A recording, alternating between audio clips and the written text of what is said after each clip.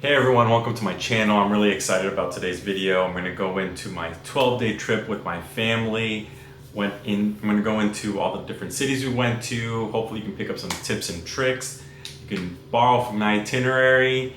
Take it all if you want. I'm going to share a doc. You can take it. No worries. Let's get into it. So we arrived in Barcelona and just the weather was perfect in our 2-3 days that we were in Barcelona for my wife's conference. I've been there a few times, love it, one of my favorite cities in the whole world. The Airbnb that we stayed at was just phenomenal. Like you take a step outside from the building and you just have like Sagrada Familia right in your face and you got all the shops. It's just really beautiful. I couldn't have asked for a better spot. One tip there, the closer to La Sagrada Familia, these touristy spots, the bang for your buck for restaurants isn't that great and you're probably not getting truly authentic stuff. You're getting really touristy trap things. So do your research on check Yelp, do all your review stuff, make sure you're going to somewhere you want to eat. There is great food all around the city. You just got to do a little bit of homework. Next we went through like the Gothic Quarter. If you're going there, definitely take that little bus tour that they have there. It's definitely worth checking out, even if you're just using it as a bus, not really a tour.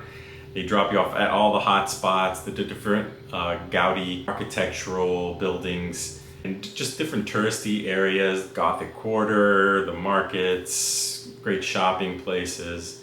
Definitely check out Camp Nou. It was under construction this time around. We've been there before, but definitely check it out. They're currently playing out of Montjuic, so if you go in the next couple of years, if you want to see the team, they'll be in Montjuic. But if you're going to definitely check out the new Spotify Camp Nou Stadium, whatever they're calling it now. So from there, we picked up our rental car, which was a Toyota Corolla. No complaints there. That thing did exactly what we needed it to. And we took that through France and all throughout northern Italy, Italian Alps, and all the weathers, snow, rain, cold. It was just, it was fine. From there, we made our way to Nice, France. I'd never been there before. Really gorgeous area. I've never been to the south of France. And it was just a really magical afternoon, to be honest. The food was amazing. You know, France knows how to do food. We had steak and frites, we had wine, we had espressos. It was a really good time. The kids played on the beach and the weather was great. From there, our next stop was Turin, Italy, or Torino if you're Italian, where we spent like 4 or 5 days. We really wanted to check out northern Italy. We've never been, we've only been to Rome. And we stayed in a hotel that we really enjoyed. I'll put it in the video. And they had a washer that really proved useful if you're traveling with kids. They're gonna make a mess. So unfortunately, there was only like one day where we had good weather, but we made use of that day. We took one of those city tour buses and got to see all over that historic city. It was really beautiful. The architecture there was really awesome. We were able to go to like the Egyptian Museum, and one of the local museums also had a Tim Burton exhibit. And the big thing that I was really looking forward to was going to the Juventus Stadium. That, if you don't know, if you're not into European soccer, is maybe the biggest club in Italy. We were able to go see the locker rooms, the press conference area, the actual stadium, go up the steps, and then definitely don't miss out on the museum in the stadium. That was probably my favorite part. You're able to go see all the different kits of all the historic players that have played there. The real cool part is at the end where they do like a showcase and presentation of all their trophies, and they have this epic music playing, the video playing. It was really cool, and they just have the lights glowing behind all their trophies. That was a really cool part that you can't miss. You literally can't miss it because you have to go through there to exit the museum. After that, we made our way kind of back west to Bardonecchia, which is kind of a ski town. And that, man, going up those winding roads in what looked like a single lane but was actually two-way, it was an adventure. I'm afraid of heights, and that was just kind of intense. especially when it just snowed that morning. So that was a bit much. My kids got car sick. I was going a little fast because I just did not want nightfall. I didn't want to be caught in the mountains in nightfall. We did anyways because they got car sick, so we had to pull over, clean out everything, get them back in. It was night, it was rainy, and still the winding roads, barely any light. But we made it. Eventually, we got to our hotel. The hotel was great. No complaints there. It's ran by a mother and daughter that were really sweet, really helpful. But when we finally navigated to our room that was a little further away from the lobby, it did give the Shining vibes, if you know what I mean. But outside of that, no complaints.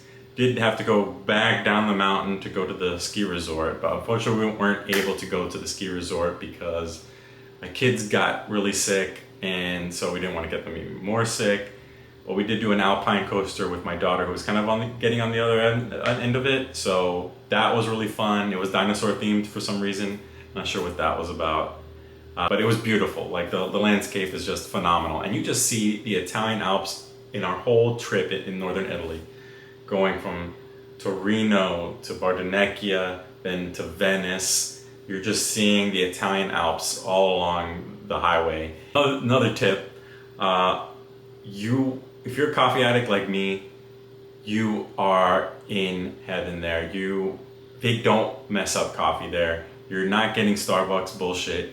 You are not getting any sort of watered down, not getting K-cups, anything like that. You're getting heavy duty espresso machines. You're getting people who know how to make coffee, because Italians aren't going to mess around with that. They are not going to fall for any K-cup BS. You're in good shape with Italy everywhere. You're going to go to a gas station, you're going to get amazing coffee. You're going to get the best coffee you've ever had. So on our way to Venice, which was maybe, 4 hours. Again, the iPads came in clutch with the kids. My daughter saw the Marvels like twice. So once in Venice, man, right off the bat, I knew I had messed up. I wish we had more time in Venice than in any other city. There was just so much to see. And we saw a lot in both days. We were there a day and a half only. I wish we had more time there. So definitely have to go back eventually someday. And the little shops, we were able to go and see, of course, St. Mark's Cathedral. We saw it during the day, we saw it at night, and you feel safe no matter what. It's just really a beautiful city, unlike any other on the planet. Unfortunately, it was like 40 degrees and rainy and cold, so we didn't do the gondola ride, though we did take a boat from like where we parked around to like where St. Mark's Cathedral is, where kind of everything is. But we did see a lot of bookstores, had books in all sorts of different languages from all sorts of different eras, all sorts of different genres. They had a gondola in the middle of the bookstore, they say to protect from any sort of flooding, so at least those books are protected. But it's stuffy in there, so if you're claustrophobic, you're gonna have a lot of people bumping into you. You gotta be okay with that. You gotta take your backpack off, because they don't want you bumping into people as you're turning around or knocking over any books. Good value. I mean, decent prices is not like amazing, but you're gonna get some cool stuff there. Also we saw this one artist in his shop making these really cool pieces of like bookshelves within these little frames. I'm gonna tag him in the description. You can follow him on Instagram. Born and raised in Venice. All of it was made by hand, and it's just it's made with like paper mache and all sorts of different materials. Check him out if you're ever in Venice. From there we went to Milan, and Milan, what can you say? Obviously one of the biggest fashion cities in the world, probably only behind Paris. And you have all the high-end design shops there, Louis Vuitton, Hermes, Rolex, what have you. Anything high-end you want, it's gonna be there. I wasn't personally looking for anything like that, since you can get those types of things in any kind of major city. I was looking more for real authentic Italian made or handmade things, so I was able to get this this bag.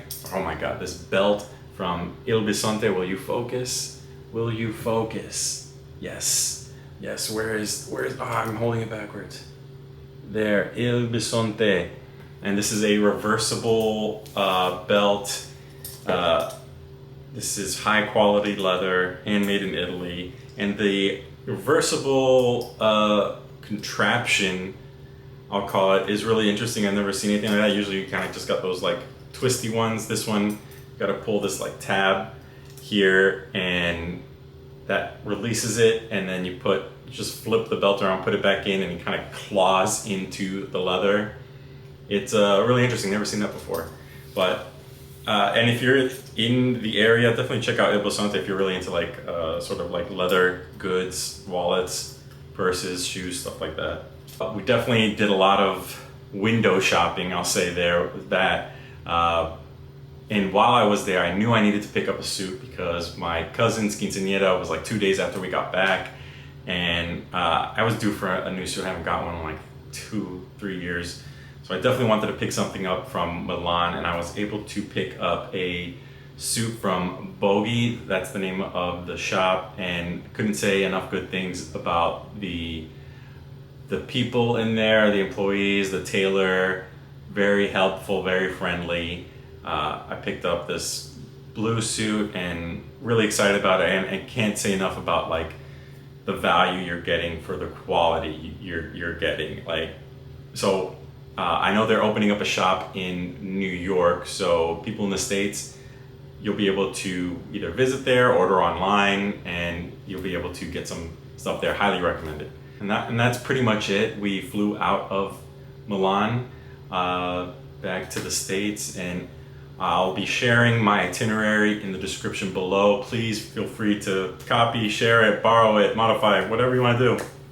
I hope this was useful, and please like and subscribe if this is kind of your vibe. I'll be talking more about fashion and travel gear. I'll be talking more about my travel gear that I took with me on the trip. So if you're looking forward to that, please like and subscribe. Thanks.